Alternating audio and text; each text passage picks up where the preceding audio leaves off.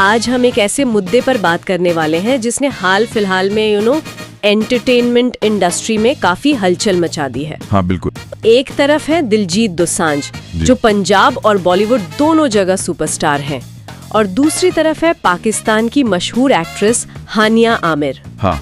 हुआ ये कि दिलजीत की एक पंजाबी फिल्म आ रही है सरदार जी 3, उसका ट्रेलर आया। अच्छा। और ट्रेलर में हानिया आमिर की बस एक छोटी सी झलक थी, एक कैमियो जिसे कहते हैं। ओके, एक कैमियो। हाँ, और बस ये झलक दिखी और भारत में हंगामा मच गया। ट्विटर पर, सोशल मीडिया पर ban Diljit, shame on you ऐसे हैशटैग्स एकदम से ट्रेंड करने लगे। ये तो काफी तेज रिएक्शन था। बहुत ज्यादा। तो इसी को समझते हैं कि आखिर ये हुआ क्यों। ठीक है। लोगों ने सवाल उठाने शुरू कर दिए। कुछ बातें तो काफी तीखी थी, जैसे किसी ने लिखा कि भाई जब पहलगाम में हमारे सैनिक शहीद हो रहे हैं, इतना सेंसिटिव माहौल है। हाँ, वो तो बहुत दुखद घटना थी। बिल्कुल। तो ऐसे में आप एक पाकिस्तानी एक्ट्रेस के साथ गाने रिलीज कर रहे हैं या ट्रेलर दिखा रहे हैं, ये टाइमिंग पर सवाल था। हाँ, ये टाइमिंग वाला पॉइंट अहम है।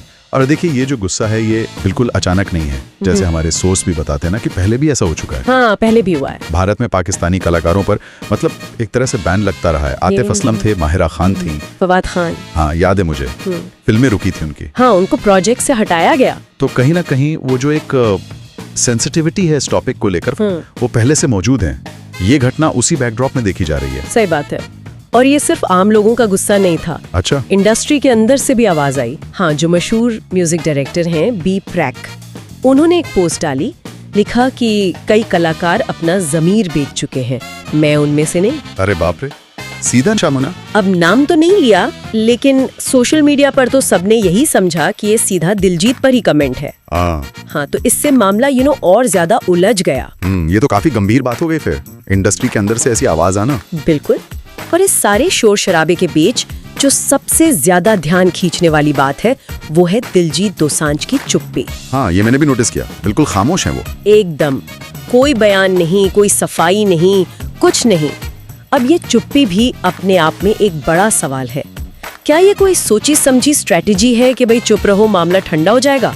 हो सकता है, या शायद वो इसे अहमियत में नहीं देना चाहते, कुछ भी हो सकता है, पर ये खामोशी नोटिसेबल तो है। बिल्कुल। लेकिन एक और जरूरी बात सामने आई है जो शायद इस पूरे मामले को थोड़ा अलग नजरिए से देखने में मदद करे। वो क्या? वो ये कि ये फिल्म सरदार जी 3 ये काफी पहले बन चुकी थी। अच्छा, ये नई नहीं है?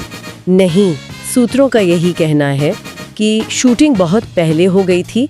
ये जो ट्रेलर रिलीज हुआ, ये एक मार्केटिंग का फैसला था। ओह, तो ये पुरानी बनी हुई फिल्म है। हाँ, अब मार्केटिंग का फैसला तो ठीक है, लेकिन जो टाइमिंग थी पहलगाम हमले की ठीक बाद, वो शायद बहुत गलत पड़ गई।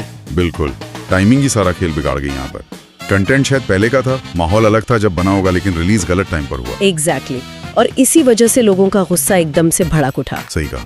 और अगर हम इसे थोड़ा बड़ा पिक्चर में देखें, तो ये सिर्फ एक कैमियो या ट्रेलर का मुद्दा नहीं है। नहीं, ये उससे बड़ा है। हाँ, ये साफ दिखाता है कि कला, राजनीति और जो जनता की भावनाएं हैं, वो कैसे आपस में जुड़ी हुई हैं, खासकर जब इंडिया पाकिस्तान की बात आती है। हाँ, ये कनेक्शन बहुत मजबूत है। और हमारे सोर्स भी यही कहते हैं कि इस मुद्दे पर दोनों तरफ के व्यूज हैं। कुछ लोग बहुत नाराज हैं, तो शायद कुछ लोग ऐसे भी हों जो इसे सिर्फ कला की तरह देख रहे हों। बहुत मजबूत अलग अलग राय हैं। तो कुल मिला के कहानी ये बनती है कि एक छोटा सा कैमियो जो शायद बहुत पहले शूट हुआ था, हाँ, वो रिलीज की टाइमिंग की वजह से एक बड़े कंट्रोवर्सी में फंस गया। जो पहले से तनाव था और जो हाल की घटनाएं हुई, उसने आग में घी का काम किया।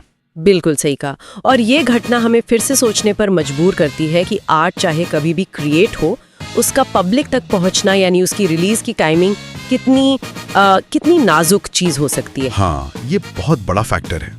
बाहरी माहौल, जो करंट इवेंट्स है, वो ऑडियंस के रिएक्शन को पूरी तरह बदल सकते हैं, भले ही कंटेंट बिल्कुल अलग इरादे से बना हो। तो इसी नोट पर एक सवाल हम छोड़ जाते हैं सबके सोचने के लिए। जी, कि अगर कोई फिल्म या गाना माहौल बिगड़ने से बहुत पहले बन चुका था, तो क्या कलाकार रिलीज की टाइमिंग के लिए भी उतना ही जिम्मेदार है? ये एक पेचीदा सवाल है। हाँ, भले ही उसे बनाते वक्त हालात बिल्कुल अलग थे।